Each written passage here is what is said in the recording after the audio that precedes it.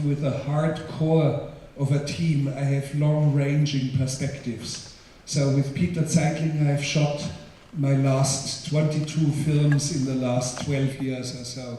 We have made 22 films together, or maybe it was more than 12 years, maybe 14 years or 15 years by now.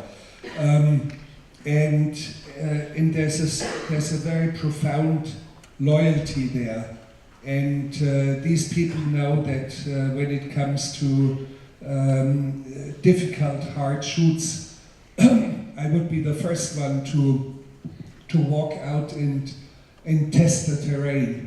In another film about the fires in Kuwait, I was shooting not with Zeitling, another cinematographer. We were shooting in an area that was heavily somehow contaminated, or there were planted landmines, and we wanted to film inside the landmines. And of course, there's a certain logic to planting landmines, which you can understand fairly quickly what the pattern of a precinct of landmines would be. But again, in such a case, I would be the one who walks ahead of the camera.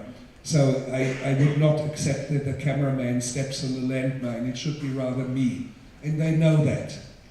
And the same thing with actors. I would not ask anything from them that I would not be willing to do myself. Like in Rescue Dawn, Christian Bale had to eat.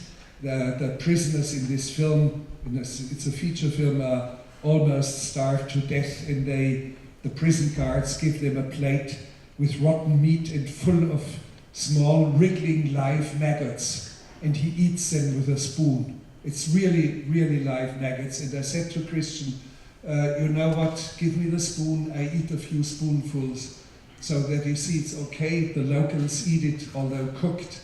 And Christian Bale at that moment said, oh no, don't be silly, let me do it, let's get over with it quickly. So we filmed it, but they always know I would not ask anything from a team or from actors or participants in the documentary that I would not be willing to do myself.